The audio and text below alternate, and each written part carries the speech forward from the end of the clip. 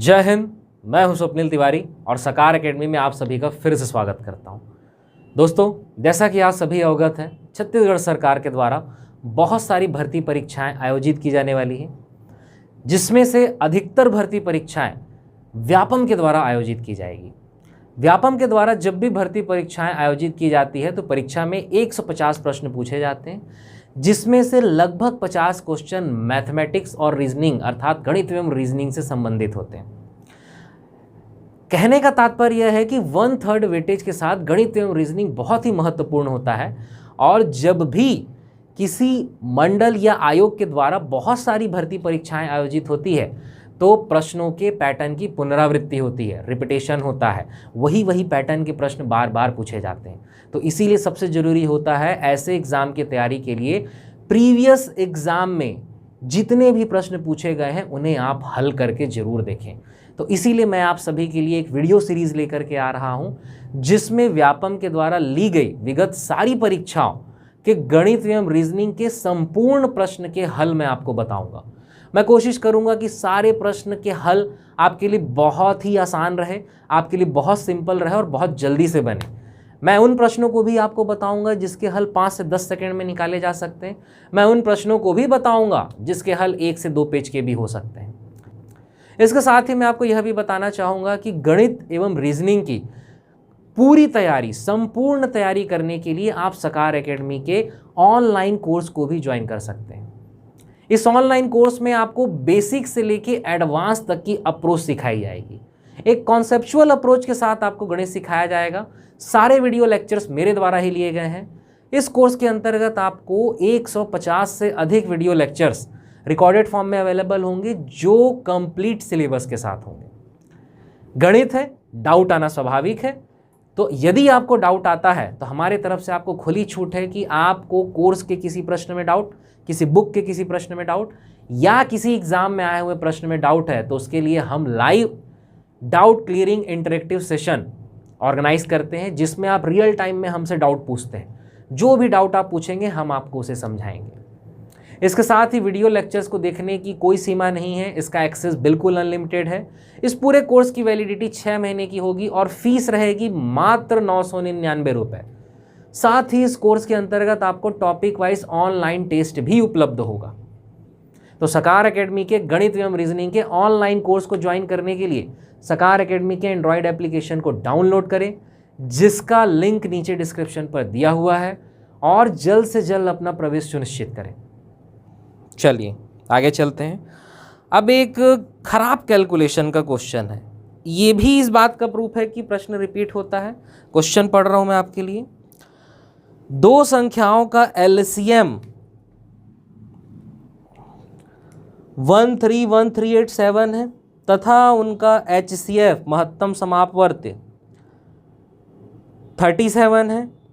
यदि एक संख्या 1961 है तो दूसरा अंक क्या होगा?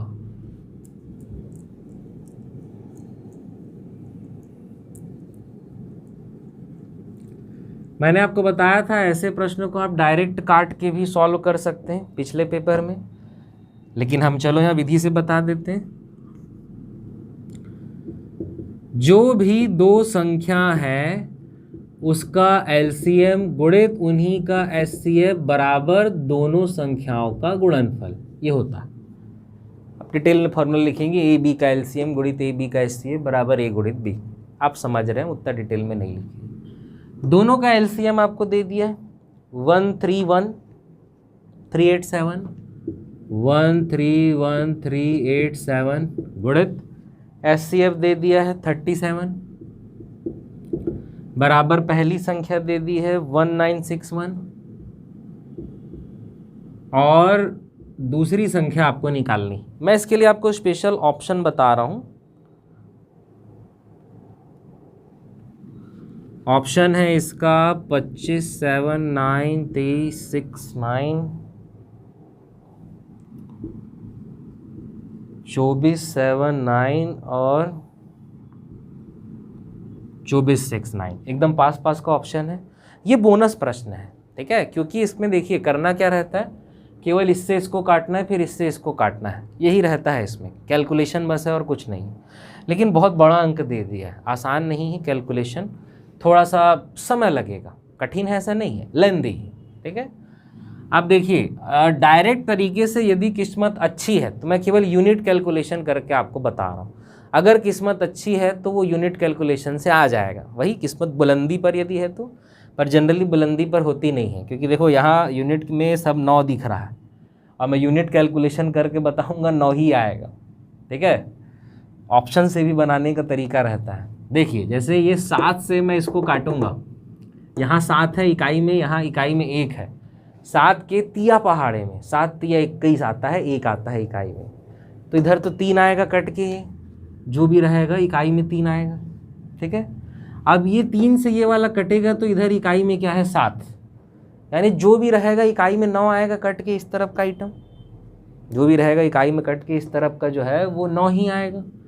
अब ये देख लेना कि आपके ऑप्शन में किस में इकाई में 9 है, तो जी हाँ हमारी किस्मत बिल्कुल भी बुलंदी पर नहीं है, सभी ऑप्शन में 9 है, तो आपको पूरा सॉल्व करना पड़ेगा। अगर आपकी किस्मत बहुत बुलंदी पर होती, एक ही ऑप्शन में 9 होता, आप आंख मूंद के टिक मार देते, पूरा बनाने की ज़रूरत नहीं, सॉल्व हो जाता हो, ठीक है। लेकिन ऐसा है नहीं, तो पूरा सॉल्व करना पड़ेगा भाई। तो चलो 37 से इसको काटना पड़ेगा, तो ये तो 3 आएगा इकाई का अंक, फिर 1 अंक और चाहिए, ठीक है। तो देखिए आप 7 से तो ये 3 बार जाएगा, उसके अलावा आप गौर करेंगे तो देखिए 37 से आपका 10 बार यानी 370 है, इधर पूरा 1961 नंबर को हम ले 10 बार, 20 बार, 30 बार, 40 बार, यानी 3 चौक 12, फिर 3 पंचे 15, ऐसा सोच लो, ठीक है। ये लगभग 5 बार का जाएगा, 53 बार आप करके देखिएगा, ये लगभग 53 बार ही जाता है, ठीक है। बहुत आसान है समझना, इसमें कोई तीर मारने जैसा बात नहीं है। 3 से ये 1 है, ये सॉरी 7 से 1 है तो ये तो 3 ही आएगा। उसके बाद आप 37 का ही पहाड़ा पढ़ रहे हो, समझ लो 196 के लिए, तो आपका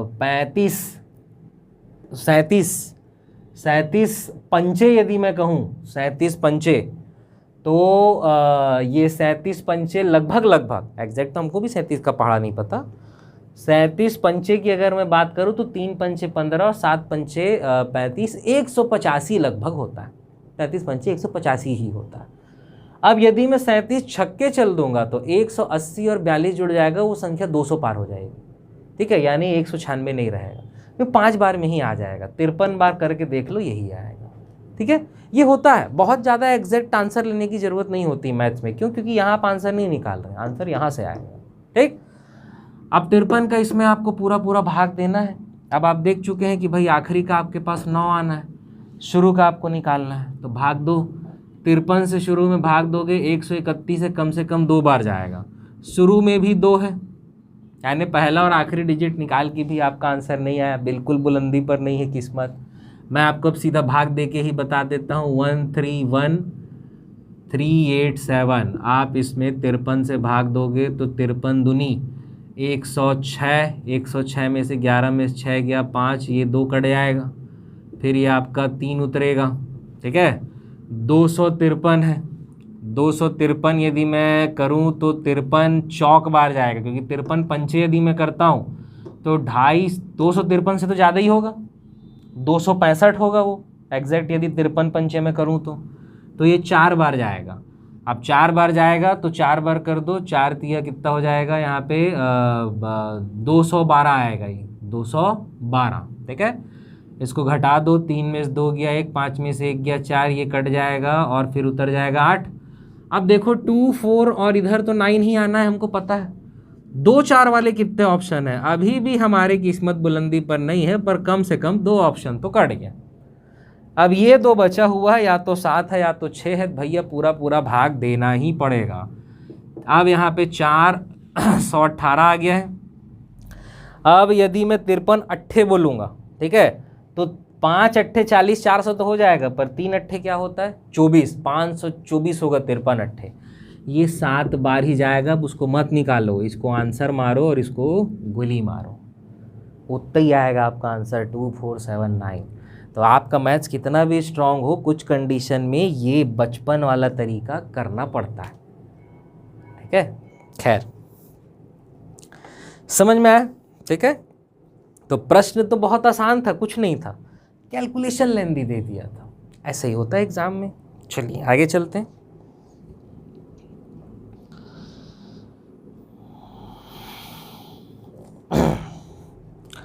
एक और बहुत ही आसान और लेंदी प्रश्न है, प्रश्न पढ़ रहा हूं आपके लिए।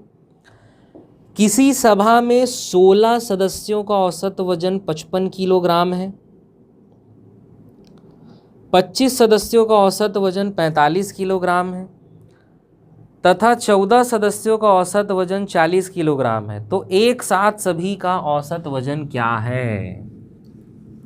देखिए बहुत आसान है। 16 का औसत है, 16 का औसत है 55, तो टोटल निकालने के लिए गुणा करोगे 16 पंचे 80, 16 पंचे 80 और 88, ये होता है। 2 का औसत 4 है तो टोटल 4 दूनी 8, 2 का औसत 10 है तो टोटल 10 दूनी 20, ठीक है। औसत आप पढ़ें, जान रहे हैं इतना बेसिक।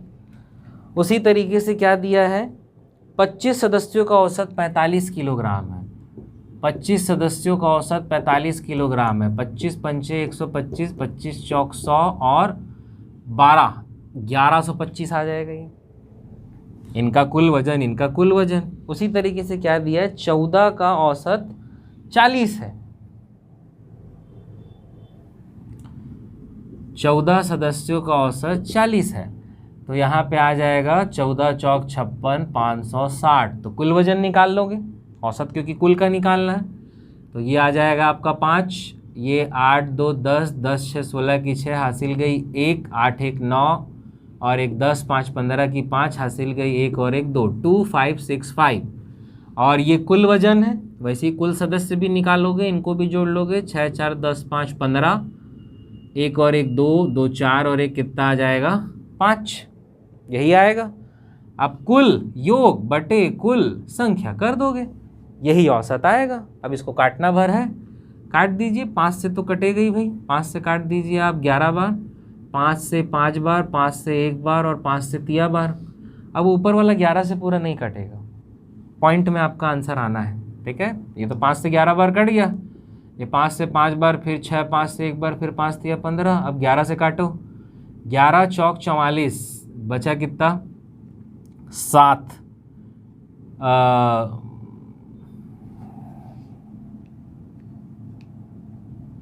ये ठीक जोड़े हैं ना, 6 4 10 5 15 की 5 हासिल गई 1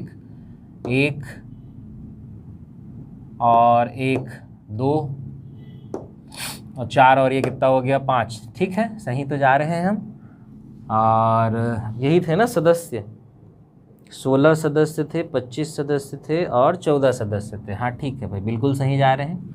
अब 11 से इसको भाग देंगे, 11 चौक 44, बचा कितना 7, 73 हो गया, फिर 11 छक्का 66 हो जाएगा, 73 में से 66 गया, बचा कितना 7, 46.6, लगभग यही आंसर आएगा।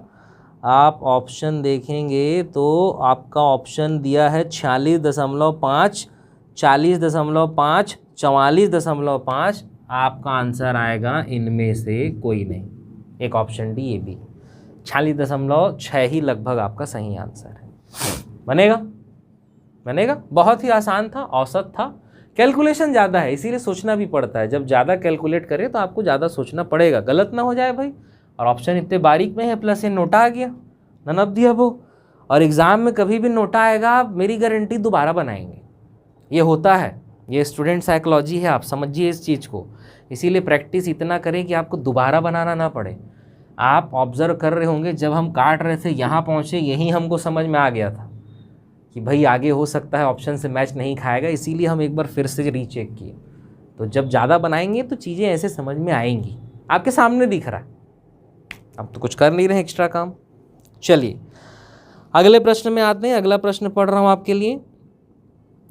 एक व्यक्ति 15 वस्तुएं 33 रुपये में बेचता है और 10% लाभ कमाता है। यदि वह ऐसी 10 वस्तुएं 25 रुपये में बेचेगा तो वह कितना प्रतिशत लाभ या हानि कमाएगा? 15 वस्तुएं 15 वस्तु का सेलिंग प्राइस कितना है? 33 रुपये है। क्लियर? यानी आपका 15 वस्तु का कॉस्ट प्राइस कितना होगा? क्रय मूल्य पर 10% लाभ हो रहा है, तो इसमें गुणा करोगे आप 110/100 बराबर कितना? 33। सेलिंग प्राइस उसी से आएगा आपका, 15 वस्तुओं का क्रय मूल्य, तो क्रय मूल्य का क्या ले लोगे? 110/100। 10% लाभ हो रहा है ना, तो क्रय मूल्य में 10 जोड़ के गुणा करोगे। बेसिक प्रॉफिट एंड लॉस में हम ये काम करते हैं। ये 0 0 चल देगा, 11 से जाएगा 3 बार, तो 15 वस्तु का क्रय मूल्य 10 दिया कितना आ गया? 30 रुपये। क्लियर? तो 15 वस्तु का क्रय मूल्य 30 रुपये। इसीलिए एक वस्तु का क्रय मूल्य बराबर कितना आ जाएगा? 2 रुपये। 15 दूनी 30 होता है, कड़े आएगा। ठीक है? इसीलिए 10 वस्तु के लिए प्रॉफिट एंड लॉस निकालना है। 10 वस्तु का क्रय मूल्य कितना हो जाएगा? 20 रुपये। और प्रश्न में दिया है कि इस 10 वस्तु का सेलिंग प्राइस कितने रुपए में बेचता है? 25 रुपये में बेचता है। अब 10 वस्तु को 20 रुपये में खरीदा, 10 वस्तु को 25 रुपये में बेचा, यानी हो तो लाभ रहा है। यानी हानि वाले जो ऑप्शन है वो तो आप सीधा उड़ा दोगे। अब कितना बस निकालना है? तो भाई प्रॉफिट परसेंट निकालने का बहुत सिंपल तरीका होता है। प्रॉफिट परसेंट बराबर क्या होता है? Selling price minus cost price, यानी कितना? 25 माइनस 20/20 गुणे 100, SP minus CP upon CP गुणे 100 होता है। निकाल दोगे तो ये पूरा आपका 25 में से 20 गया, ये कितना आ जाएगा? ये 25 में से 20 गया, मैं डायरेक्ट लिख दे रहा हूँ 5, 5 से 4 और 4 से कितना? 25% का प्रॉफिट होगा। आंसर बनेगा? बनेगा? एक बार हम फिर से समझा दे रहे हैं। 15 वस्तुओं का विक्रय मूल्य दिया था 33 रुपये, और ये जो 33 रुपये है इसमें 10% का फायदा हो रहा था। आप पहले एक वस्तु का सेलिंग प्राइस फिर 10% फायदा ये वाले इक्वेशन से निकाल सकते हैं, पर उसमें क्या है, पॉइंट में चीज़ें दिखेंगी तो मज़ा नहीं आएगा। तो 15 वस्तुओं का सेलिंग प्राइस 33 रुपये है, तो 15 वस्तु का हम कॉस्ट प्राइस निकालेंगे। कैसे भाई? 10% का प्रॉफिट हो रहा है कॉस्ट प्राइस के ऊपर, तो कॉस्ट प्राइस गुणे 110/100 बराबर सेलिंग प्राइस 33, यानी 15 वस्तु का क्रय मूल्य 10 दिया, कितना आ गया? 30 रुपये। इसीलिए एक वस्तु का क्रय मूल्य 2 रुपये, इसीलिए 10 वस्तु का क्रय मूल्य 20 रुपये। और प्रश्न में दिया है 10 वस्तु का विक्रय मूल्य कितना है? 25 रुपये। भैया 20 में खरीदा, 25 में बेचा, डेफिनेटली प्रॉफिट है। कितना? प्रॉफिट परसेंट के लॉजिक से हम निकाल दिए। बनेगा? बहुत ही आसान है। एक और मज़ेदार प्रश्न है, चलिए देखते हैं। इस मज़ेदार प्रश्न को देखते हैं।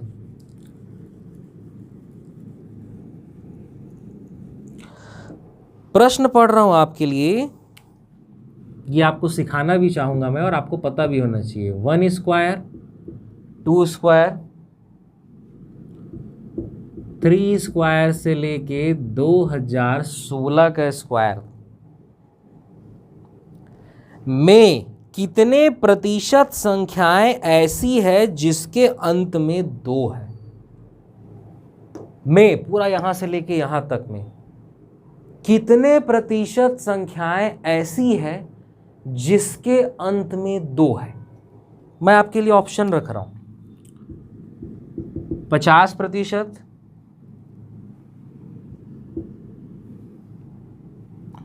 33 से ही 1/3%, 2% और 0%। ये आपका ऑप्शन है। ठीक है, चलिए ट्राई करते हैं। सोचिए, पॉज कीजिए वीडियो को, सोचिए इसका आंसर क्या होगा, हम बताते हैं। ठीक है, पॉज किए ना, ईमानदारी से सोचना है पॉज करके। अब मैं रुके नहीं रहूँगा यहाँ पे 20 सेकेंड 1 मिनट तक कि मैं खड़ा हूँ और आप सोच रहे हैं। वीडियो है, पॉज कर सकते हैं, ईमानदारी से आप अपना सेल्फ असेसमेंट कर सकते हैं। देखिए, अब यहाँ पे ये नहीं सोचना है 2 का स्क्वायर लिखा हुआ है यानी कि वो 4 है, 3 का स्क्वायर लिखा हुआ है यानी कि वो 9 है, 1 का स्क्वायर तो 1 ही होता है, 4 का स्क्वायर होगा आगे यानी कि वो 16 होगा।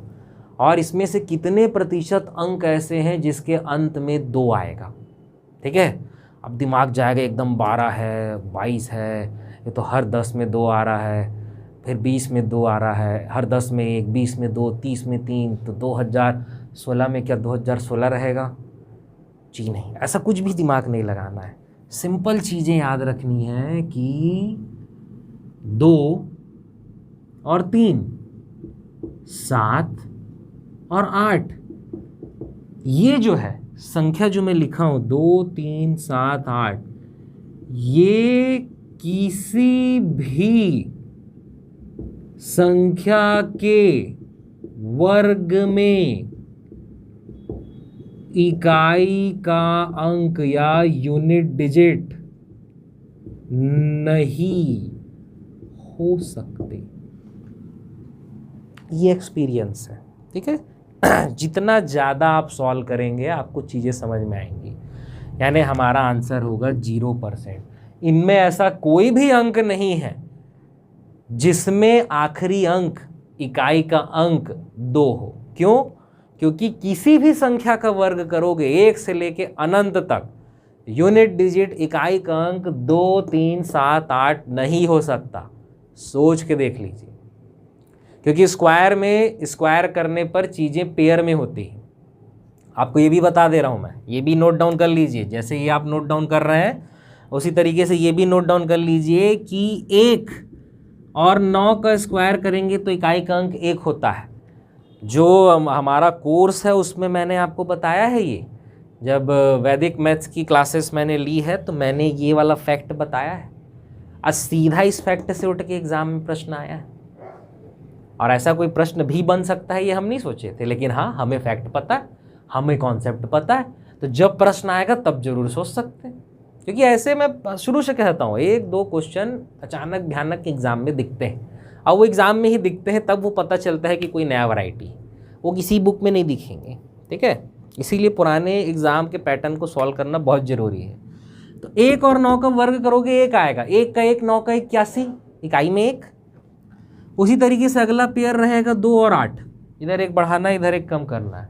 2 का 4, 8 का 64, यानी इकाई में कितना आया? 4। उसी तरीके से अगला पेयर रहेगा 3 और 7, दोनों में 9, 3 का 9 और 7 का 49, इकाई में 9। फिर अगला रहेगा 4 और 6, 4 और 6 में 4 का 16 और 6 का 36, यानी इकाई में क्या आएगा भैया? 6। अब 5 के में तो 5 ही आता है और 0 के में 0 आता है। समझ आ रहा है? तो भैया इनके लिए तो जगह ही नहीं है 2, 3 और 7 और 8 के लिए। तो याद रखना है किसी भी संख्या के वर्ग में इकाई का अंक कभी भी 2, 3 और 7, 8 नहीं आता। 2, 3, 7, 8। इसीलिए हमारा आंसर होगा 0% अंक ऐसे हैं इनमें जिसमें अंतिम अंक 2 है। ऐसा कोई अंक नहीं है क्योंकि बनेगा। चलिए प्रैक्टिस करें, अगले वीडियो में हम फिर से मिलते हैं। इस परीक्षा के बचे हुए मैथ्स के प्रश्न को, फिर रीजनिंग के प्रश्न को देखते हैं।